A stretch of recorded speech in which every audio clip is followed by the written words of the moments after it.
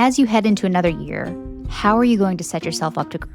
Let's get inspired by our return guest, entrepreneur Dennis Meador. I don't call it time management. I call it life flow. For me, being productive is thinking and casting vision and marketing. It's all brain stuff. My first thought isn't how can I fix this? It's who should fix this. When I see a problem in the company, is this a good problem or a bad problem? More often than not, it's good problems if you're doing things right. I don't even use the word failure anymore for myself. I just use lessons.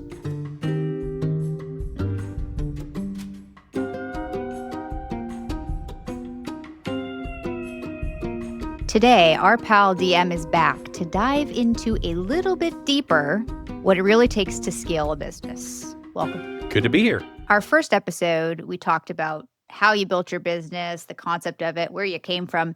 And I felt like I was being punked because a lot of the answers that you gave were literally to a T what every other guest in the first season had said to that point is what it takes to be a good leader.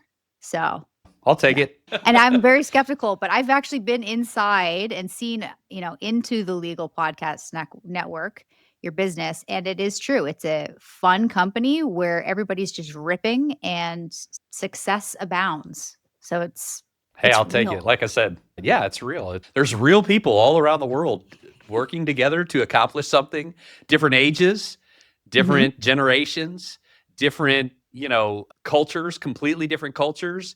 And yet all 50 plus, almost 60-ish of us come together and, we're putting out something that the people we work with are proud of and it's helping them. So what more can you ask for? And we're having fun doing it, like you said. You have to have a little bit of fun. Yeah. You're about to hit the 2-year mark. Mhm. If you look back at where your business was and where it is now, what does being a leader look like to you? Or how's that changed?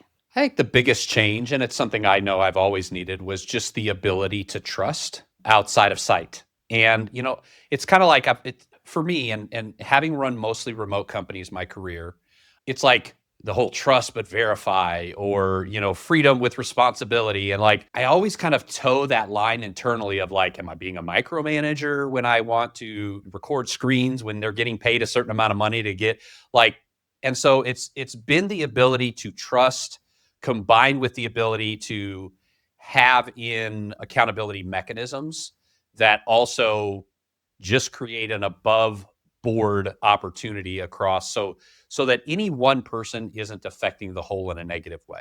I don't know if it's Leela or Layla Hermosi, but I follow her everywhere. And she had a post today that was, there isn't just, here you go, it's delegated. There are phases to delegation. And one of them she mentioned is, having a system in place to know what you're tracking. Did you build those systems of this is what's important or just hand it off and train as you went? I built them beside. So what I did is I have I playfully call them 7 brains, but they're the 7 directors of the company. So there's, as you know, or maybe you know all the names, but Kewen does AI. And so me and him have like a constant communication about AI. We learn it together. Rochelle does marketing, and me and Rochelle have almost constant conversation about marketing. Cassie does CS, and me and her have constant communication. So what I did was department by department, and some more or some less than others, I would go in, I would work alongside of them so that I could get what I call the metrics that matter. Because to me, coming from marketing, right? Anybody can make the numbers look good. Like people that work for me, I know that. And like no one's going to turn in a report that makes them look bad and is going to cause their livelihood. And so I needed to get in and find the metrics that matter. And to me, the metrics that always matter are the front end metrics, the effort metrics, and the back end metrics, the result metrics. And everything in between can be tweaked. But until you know the front and the back end, then what you can do is when you know those two, then you're just like, okay, where are we at with this number? Where are we at with this number? And as long as this number and this number are where they need to be, you don't have to spend a bunch of time on the middle numbers, which can always be massaged. At the end of the day, you've like, let's take setters. I look at their dials and I look at their done deals. Now, is that the only thing we look at? Well, no, they have hold, they have contracts set, they have requalified appointments, all of these different metrics, probably 5 to 7 metrics that are along that customer journey. But I know if they're making the dials and getting sales, all the middle numbers aren't nearly as important. And I go into each department and I try to find what I call the metrics that matter for the company. And then I find what I call the second tier of metrics, which is we're going to keep track of them, but we're only going to pull them out if the metrics that matter aren't where they need to be. So I did that in each department. I find out my metrics that matter. I did that alongside of the person that came in to be a leader that said, I'm here. I'm starting off with you in your kind of entry level, but I'm more than that. And I have been extremely blessed to have a number of people that started off with me that way. And, I'll just give a little asterisk aside to that. And that's that I think that as a remote company, and I've said this a few times, you can punch well above your weight in recruiting because you're remote. So, like Carrie, you work with Carrie, and I should not have Carrie on my team. Carrie's pretty freaking awesome, right? Yeah. Like Saad, like I could just go across the board here and be like, what did I do to deserve them on my team? It's almost like, in my mind, I was like getting the bad news Bears basketball team in order, and all of a sudden I've got an all-star team and we're going to the finals. And I'm like, how did this happen? Right? So that has been where I've been very fortunate is people they come in at almost an entry level. I work beside them. I communicate clearly with them where they're going if we reach benchmarks and get this and this and this done right. Then I step back, monitor very closely after a few months or whatever, have them check in with me more often. But then like Carrie and Saad, I meet with them like Carrie like once a month, Saad like once every 2 weeks. Whereas other people, I might meet them 3 times a month, in sales or in CS or in marketing. I might meet with them 3 times in a week. I mean, not in a month. So it's all really just about focusing my efforts on 1 or 2 areas that need me the most, and then having the metrics in place on the areas to where if something goes off, I can hit a pause button on my sales process and jump over to CS and help. Or if something starts going wrong with our production and people aren't showing up to shoot their podcast all of a sudden and things are falling apart, I can hit the pause button on CS because it's got the setup and I can jump over and help there.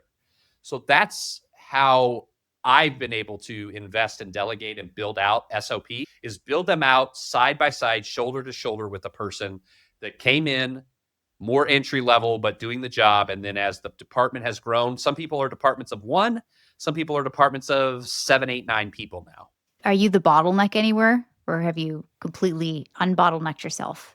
I'm trying to be less and less of a bottleneck. So that is a big challenge. That's probably been one of the biggest. I don't call it time management. I call it life flow, because time management to me seems like every moment should be managed.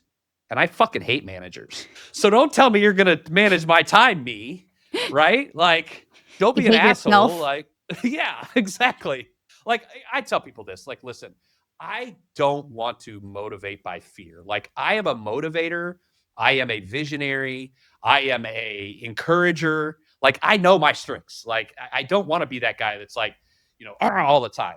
So yeah, I mean, for me, I look at like life flow. So I've got Frida, which is my personal assistant, like full time. Jenny, that was my assistant for 5 years. She moved and she has her own department now that she's over. And Frida just manages my time.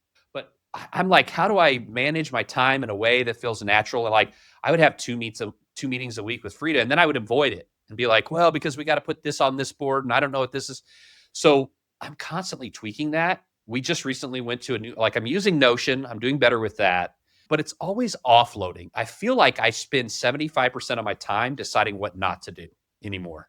And if I can do that, or maybe not 75%, but you know what I mean? Like, I feel like 75% of the things on my calendar, I'm just like, why is this on my calendar? Why is this here? Yeah, exactly. And I'll be like, shift this to this day. Oh, I got one podcast today. It takes me a half hour to set up. Hey, ask them if we could move. I think you got moved because of this. I got moved, guys, and we're still nothing went wrong. We're still pals. Yeah. Like, I was just like, is it okay instead of, Tuesday doing this podcast and setting up and breaking down and just an hour alone for that? Today, I have like 4 podcasts. I literally finished one, hit pause, came over and jumped on with you. I've got a little half-hour break, got another one, got a little break, another one. So it's just moving, shifting, and staying in the life flow where I am being productive. And for me, being productive is thinking and casting vision and marketing. It's all brain stuff. So that's why it's not about managing my time. It's about managing the flow of work that's coming out of me. If I have to sit around, my wife's like, yesterday I was sitting on the couch watching TV, had my iPad, and I was running my teams, and I'd done all my meetings and done everything I needed to do. And it was early afternoonish. And so I'm just like watching a documentary while she's doing her computer stuff she was doing. And she's like, how can you say you're working right now? And I was like, well, I mean, you know, maybe I need to sit on a couch 4 hours to be good on a podcast for 30 minutes. Like, if that's what it takes, like, I'd rather be the best 30 minutes I could be by, having the downtime that I need than always pushing myself and not being optimal for the things that are really important. I say energy management now. And a Okay. lot of it is the people that are allowed into my orb can't suck because I don't have time for it. I don't have the energy Yeah. for it. How could I show up and be fresh? I know I'm very chill today, guys, but how could I show up and be fresh? And if I've got all these jerks or negative Nancy's swimming around, Mm-hmm. or projects that are boring. I call that banished from my realm of acknowledgement. Oh, You like that? that's serious. Yeah. I've been saying that since I was like 10. I was like, that's it. You're banished from my realm of acknowledgement. And it's just, we have our realm of acknowledgement, and that's usually about 300 to 500 people. Then you have your inner circle, and that's usually your close friends and family, or what I call the sphere of influence, and that's your friends and family. And then you have your inner circle, which is like your closest people. It could be a handful of people. And so if you are in that inner circle and you get pushed to the sphere of influence, if you're in the sphere of influence and you get pushed to that realm of acknowledgement, if you're in the realm of acknowledgement and you need to be pushed, there's only one way to go: banishment. And that sounds pretty final. It is. Has anyone ever come back? Not that I can remember. Who's anyone? I don't know anyone who I've ever banished. Not even acknowledged. They don't even exist anymore. So when you were building out the team and department by department going through, what were some of the systems that you started with? Oh, I'll tell you the biggest system that we ran off everything, which was spreadsheets. And I hate it. I still find secret spreadsheets from my team. I'll be like, what is this? Why has this been updated 3 days ago? And I'm like, why isn't this in ClickUp? That's my biggest. Everyone's like, I know. Why isn't it? Like, a lot of times they'll be like, hey, I'm going to send you the spreadsheet. I know it should be in ClickUp. I'm trying to get it in there. We're waiting on this. So we started in spreadsheets. Then for the CS side, I should say, we started with Pipedrive pretty much from the beginning. Here's the thing. Like, you go into sales and it's like, I could just do it like in my sleep. I've been doing this since I was 18 as like sales process development, sales products, things like marketing products. So like I could do that in my sleep, but it's the other stuff, the other systems, because every system looks super easy, super cheap, super quick. All you have to do is think it. And this wonderful CRM will automatically create a 12-step process for you to follow up, and you'll never have to work again. It's like, it's not that easy, folks. And so like when you're trying to find your way with systems, like we started in spreadsheets, then we went to Monday, then we went to GHL, then we went to ClickUp, which is what we use now. We've been in ClickUp 9 months. So those three we went through pretty quick because spreadsheets was not scalable. Monday.com just didn't work for our flow. GHL was just too much, and there were things I needed it to do, combining up with like zapping or AIing into our CRM, things like that it just didn't do the way I wanted it to. So it was just one of those things that I found myself learning over and over and over again. But that sort of approach, I think, is good. Like you talked about before we were, doing the show, you want to break. And like, I think breaking a company is good. I think, not to the point where you can't serve your clients, not to the point where you don't deliver the product you're promising.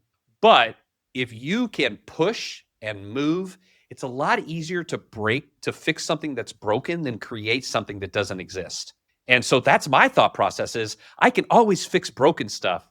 I can't make things appear out of nowhere. I'm not a magician, but I'm probably a marketing mechanic. Not a marketing magician. I'm a marketing mechanic. There he is. You have a lot of slogans in this episode that could be t-shirts. We'll go back. Literally, I think I speak in slogans. I have my whole life. Like, I think that's what put me into marketing. Yeah. Right? My family's got a lot of puns, and those don't always land. So marketing slogans I gave are a up little better. Yeah, I gave up my dad jokes years ago. I used to have a guy in the cubicle next to me that would come in every day with a different dad joke for me, and it brightened my day. I would write them on my sticky note and take them home to recite them, and my husband was like, "I don't want these. Stop bringing them home." But, hey, they made my day. Yeah, it's and learning the new system can slow everything down and Mhm. be like, "Why are we doing this again?" But when you find the one that actually Yep. works, then you can speed up. You introduced AI this year as well. You have a whole department. Was Mhm. that similar with the slow down and figure it out first? No, I've kind of done that off to the side so that Mhm. it wouldn't interrupt the workflow. So it could be a constant because with AI, every day it seems like there's like 5 new products that come out. So we're always testing and upgrading. And is this better? And is this is cheaper? And oh, well, this one here, if you buy each product separately, it's $8,000 a month. But if you buy it through this one company, it's $32 a month. And so there's just so much of that that I didn't want the constant process Mm. disruption. So what we do is we put the systems and then we work on AI on the side. And how can we create something with AI? How can we make something better with AI? How can we integrate AI? And those are real 3 different ways of AI into place. And so the first one, for example, how can we create something with AI? It's like our podcast that we're doing that is BAM, Building Authority Through Media, the cartoon superhero animated one. We're animating it with AI so that it's has like a Saturday morning cartoon vibe from like the 90s. So that's something we created solely with AI. Then we take like automations and AI and processes, and like in Pipedrive, the AI team, they spend a lot of time like integrating and API and doing a lot of automations, because I think it's funny. I would say probably half of what people think is AI is actually just automations that have been around for like 10 years. It's just that people didn't know. It's like podcasts. People are like, oh, podcasts. I'm going to get me a new podcast. Like, podcasts have been around for a minute, my friend. Like, it's Yeah. not a new thing, but it is newly accepted as a whole into society. And that's the moment that it's in right now. You mentioned earlier that you will pick where the fires are or where you're needed that day. How do you find in your life flow and figuring out which competing priority needs your attention that day? I think it goes back to the offloading principle that I have. So my first thought isn't how can I fix this? It's who should fix this. So it's not as much anymore because Jenny was like my kind of my catch-all. She was my VA, like I said, for about 5 years. And so Jenny knew, other than my brain, which is scattered with a million things, Jenny knew more than pretty much anybody about working with me, the company, all of that.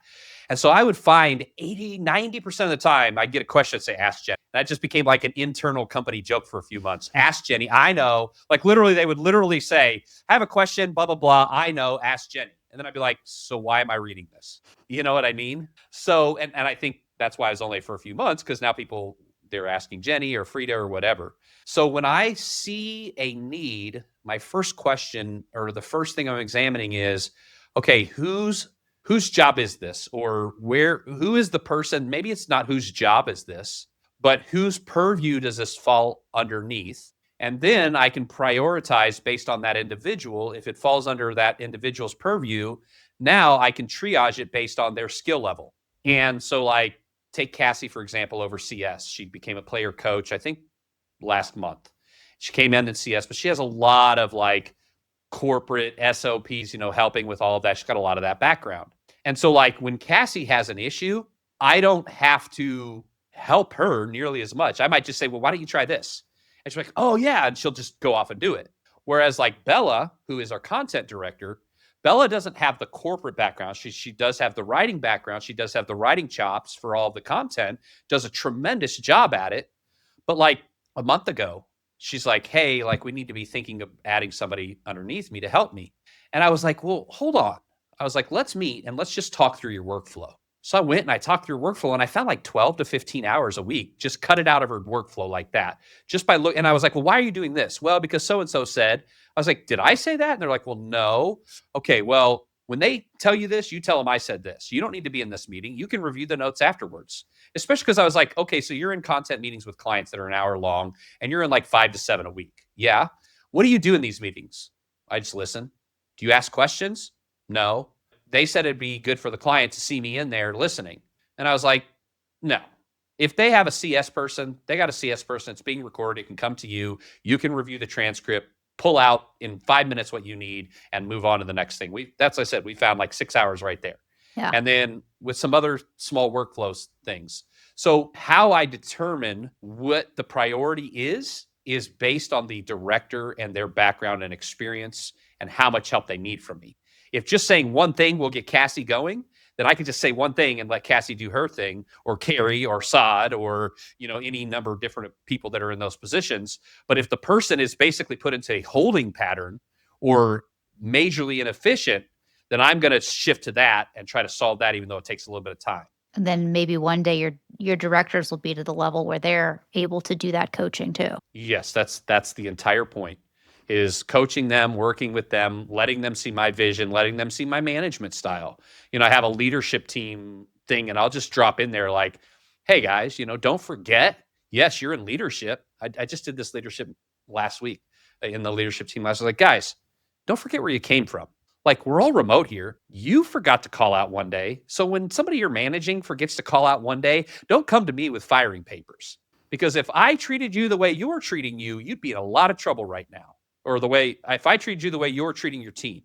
And so it's just getting those principles across, of just like my philosophies of like, when somebody misses, I don't assume that asshole, no call, no show, they don't deserve a job. I assume, wow, maybe their grandpa died. Maybe they're sick in bed with the flu. Maybe their internet got knocked out in the whole city where they live, because we have people all across the world. So I'm like, give them a day or two. Calm down, right? So it's that sort of stuff that hopefully over time, and I've already seen a lot of fruit yielded from that approach of 3, 4, maybe even 5 departments. I'm pretty much hands off, and it's just marketing and sales that I really have to play around with. But that's not work to me. My wife do you have to, or is it really fun for you? Oh, it's fun as Yeah. fuck. Like, I love it. Right. So like my wife said to me last night, or she said something, she said something to the effect of like, I just see how fulfilling your work is, and I'm jealous of that. And I was just like, well, I don't know what to do with that one. Sorry. Sorry. I love my job. I love what I do. I love who I work with. Like, but I mean, I understand it. Like, and I want that for other people as well. I want people to be like, I love this guy. I love this job. I love this company. I love our customers. I love our product. If you don't have all 4 of those, if your team doesn't love all 4 of those, they're eventually not going to love any of those. If they don't love the leadership, they're probably not going to maintain their love for the customers, the product, and their teammates. If they don't love their teammates, they're probably not going to maintain respect for the leader or appreciation for the clients. You see what I'm saying? Like, all 4 of those, like, 4 chair legs, I guess, if you will, they have to be there for a steady foundation of somebody to sit happy in a job. Like that little word picture? I've got it all. We'll try to draw it and put it in here so we can the legs. And then if a lot of leaders will just like kick this like culture down, kick it down the road, kick the can down the road, brush it under the rug. These are the phrases you would know with your slogans. But Oh, I thought you said because I'm old. Thanks. Didn't I used to say this back in the 20s, DM? We were saying 90s cartoons. I'm like, I was watching 90s cartoons. There you go. So, hey. Anyways, if your team isn't having this great culture, then scaling becomes harder. And one of the things is your customers are going to sense it. Even if you think they won't notice, like your customers know if you have a shitty work culture, they're going to sense it. But you've built a company that has repeat clients. What are some of the behind the scenes things that you do to keep your customers happy and grow consistently? So I'm pretty relentless about this. I want to understand what the clients are saying. And so like with CS, I'm like, what are they saying? What's the issues? What aren't they showing up for? What are the bottlenecks for a client experience? And I've been pretty relentless on it. I've definitely been a little less, but for me, it's just like, for example, one of the things, and with our product, I'm trying to position our product like a SaaS product emotionally and mentally. So we launched, and we were the Legal Podcast Network. And then November, December of last year, we launched LPN 2.0, which was the second version, which 10x'd our content, added in we added in that weekly email. And that, I think, it's like trying to understand your customer experience by listening, by looking at, like, sometimes if I have a few minutes, like say I got 30 minutes, I got another podcast to do. Now I could jump into a project, but I'll just go into like client notes and just read the notes. I'll go into reports and look at it, like just what is going on with the clients, and then listen to like what they're saying, and really more importantly, what aren't they saying? So for example, one of the things I noticed, we require, or we ask for, I mean, we try to require an offboarding like meeting whenever they quit. And we've had people that aren't excited about it, whatever. But one of the things I noticed is no one was giving us the real reason why they weren't continuing. So it was just like, oh, I love you guys. This is great. I just am going to try something, very generic, sort of like. And so I would listen.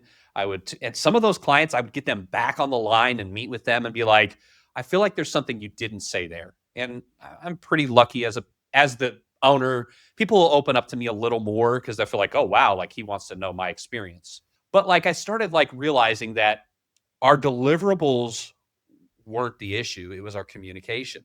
We didn't have clear communication. So the first thing we did, for example, was I started seeing clients email and they would CC me and like every person in the company that they'd ever had contact with. And so we created a client at with a phone number and an email for all clients' experiences. And then it triages out from there.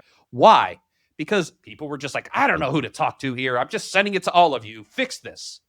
Versus them being like, hey, Cassie, can you help me with this? Or hey, Mark, can you help me with this? So it's definitely been just like listening and then seeing what they're not saying and then trying to meet the need and then putting that into place, stepping back, seeing, like the other day, someone with, again, CS, I was talking to him and I was like, so where are we at with, they said, can we remove the automatic calendar, invites in their weekly emails to do their next podcast? And I was like, why?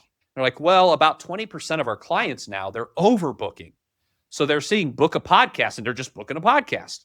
And they're like 8 episodes ahead of what they've even paid for. And I was like, oh.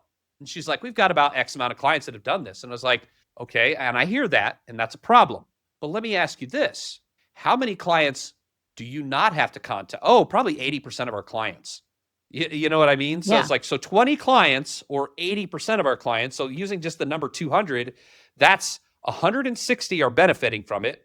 20 are using it wrong, and 20 probably just aren't using it at all. So for the most part, that's good. Now we need to fix the 20%. So all I said was, okay, well, just note in your reports, who are the 30, who is caught up? Remove the link and say, you won't need to schedule until this time. We'll include the link then.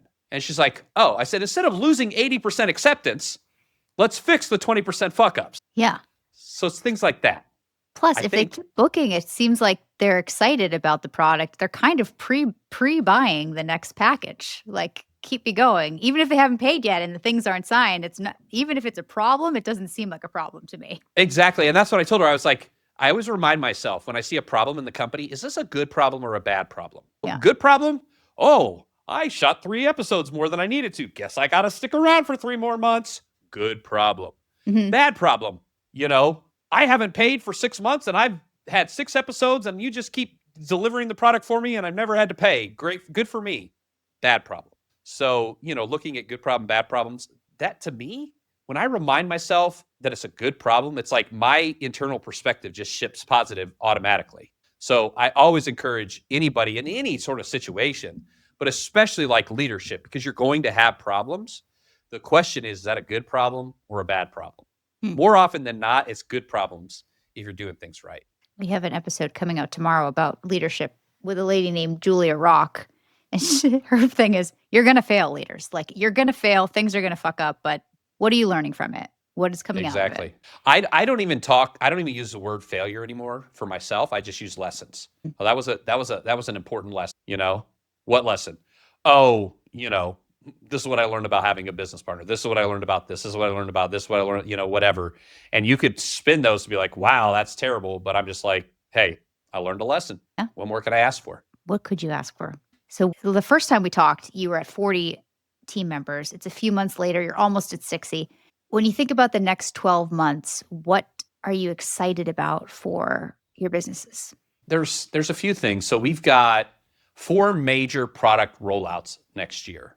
So probably in January, although we might have to do this for Q3 and just tweak the thing, because in January we are releasing the Legal Life, so LPN Legal Life and LPN Legal Answers, and these are two streaming Netflix style networks that you can download off Amazon Fire, Roku, Samsung, all of the standard ones. And Wait, we're I adding have that in. Roku. I have Roku on my TV, so I could get this. I say TV now, like a Southerner. I can get this on my television. That's the whole point of it. Oh, cool. We're basically going to what I call the fourth screen. So the fourth screen. So the first screen the first screen used to be TV, and then second screen used to be phone, and then third screen was iPad. They should call it the third screen, second screen. Now it's phone number 1, iPad or some sort of thing like that number 2, desktop number 3, TV number 4. So we're already on desktops, we're already on phones, we're already on, iPads, but that is kind of like the next frontier for podcasting. Netflix signed with Spotify to have several of their top podcasters streaming on Netflix. If you look at a lot of the secondary networks, they're pulling a lot of content from YouTube shows. So, we're basically just building these networks to give our clients another outlet venue. And because of the way we're structuring our contracts and our clients, every person that's there is going to directly benefit, because if anybody in their specific market searches any issue that they cover, they will be the one to come up, and their podcast and their show will be the one to answer the questions. So So even if that's I quarter one. Go ahead. okay, I was gonna say even if I talk into my Roku and ask it a question, it does say like, "Oh, this YouTube could answer this, or you could find this in this." Yep. That's So cool. we're doing all of that. The second thing is in quarter 2, and some of these are coming out of beta and into real life. So we're probably launching full no beta with the channels. In quarter 2, we're launching in quarter 1 as in beta, but in quarter 2 or quarter 3, I can't remember. There's 2 more initiatives. So the first initiative is the networks. The second one is we're doing a legal pod matching. So we're doing more of a white glove approach. We're actually working with Podmatch as an agency. I think that's how you and I met. Mm. Yeah. So and I met with Alex on this, and I would white label. He's just not ready for it yet. So we're going to take some of our own clients and we're going to start white gloving. And what that means is I'm trying to get where I have a full-time person that will just manage this. So if you're a legal guest, or if you're a legal show, we want to become a one source matchup for that. And we're going to kind of, again, be white glove with it, send to an attorney, hey, these are 3 shows that fit your exact criteria that are interested in having you on. Send, this show, hey, here are 5 people that fit your criteria of what you're trying to guest, that sort of thing. And just become like a connector. We will charge a minimal amount if you're not in our network. If you're in our network, I like to roll all my products into one. I don't like to nickel and dime people. It just, I know the experience. All you need to spend is $500. I mean, $700. I mean, $1,500. I mean, $3,000. Oh, you want it to work? That's $5,000, right? Like that's how a lot of marketing packages Yeah. are built. Like I've been doing this long enough. I know how it is. So I've always tried to do 2 things with my clients. One is really 3. One, whatever rate you sign up as long as you stay active, I will keep you at that rate. So I don't raise the rates. So some people are already getting close to, when we adjust last time, some people will be at a 40% reduction in cost just because they were with me when I started versus 2 years later. So that's number 1. Number 2, as long as they remain active and want to upgrade, I will let them upgrade with the pricing on their original contract. So if they're doing 1 episode a month, and they want to go to a weekly episode, they pay the rate that it was 2 years ago, not what I'm charging currently. The third one is whenever I introduce new products, I want to include that for my current clients. I automatically roll it in like it's an update for iPhone. That's why I've been doing like 2.0. Yeah. What we're launching probably in Q1 is what we're calling LPN Eco, for an ecosystem. And because we have social media, podcasting, website content, streaming television, podcast matching, like that's 5 different companies right there. And yet they all do the same thing together and they all complement each other. So I want to get people and understand that, yes, I want a podcast, but I don't just want a podcast. I want a podcast on this network because they have this awesome ecosystem where they give you 30 days of content with one 30-minute shoot. They give you, great website content that scales on SEO and does well in the LLMs and GPT models. They help me find, if I want to be a guest, I can be a guest. If I want guests on my show, they help me with that. I can impress the hell out of my family, pull up and put my show on the big screen TV. And my family's just like, wow, you have your own TV show on this streaming network for the legal community across the world. Yep, that's me. I represent personal injury in Atlanta for the legal podcast. Like, I want people to be proud of that. Mm-hmm. To me, when I find somebody bragging about working with me, maybe 2 seconds later, I can die happy. Okay, maybe not, but you get my point. They could have a TV in their office and have their episodes streaming in the waiting room. They could. Here's the thing: they technically could now because they're on YouTube. But it's the friction and the perceived friction that, I could just go to YouTube, download it on your thing, open it up, put in this, or I could go download this app and it's always there, ready to go. Yeah, then you don't get weird like fanny pack or vitamin ads popping up. Yeah, exactly. That too. Because we're not, might we consider people who want to market to our exact, yes, but really, for one, I don't own the content of the attorneys and the shows that I do. So it's not like I have to have permission from them. So it's like I could just say, all right, well, I'm going to monetize your show. It doesn't make sense. So it have to be some sort of revenue split fee down the road but that's a whole different good problem to have. Another good problem. Yep. Well, I know you're in back-to-back sessions today, and we're coming up at time. Is there anything else you'd want to leave with folks? Maybe a pearl of wisdom for 2 years of your venture? Wow. No pressure, a pearl of wisdom, huh? I would say, what have I learned coming on 2 years? I would say that you have to push the energy and the flow until it stops flowing.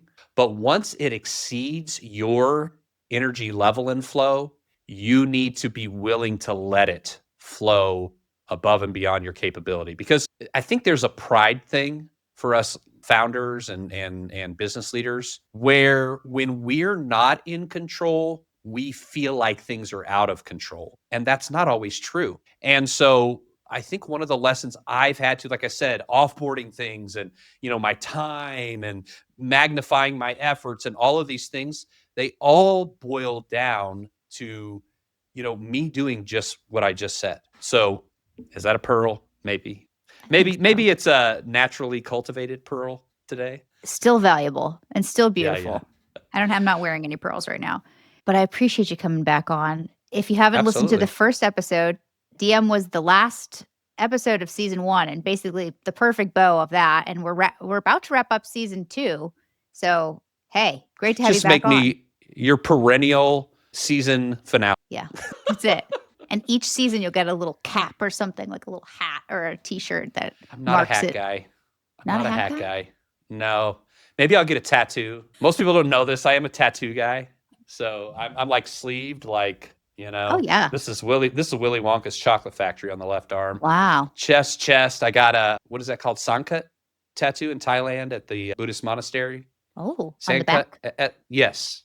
On the back. Yeah. So maybe I'll get a season 1 finale growth department right here. I was thinking like across the neck or behind the ear and then across the neck. You could do like each season another check. How about like growth department? Yeah. That'll work.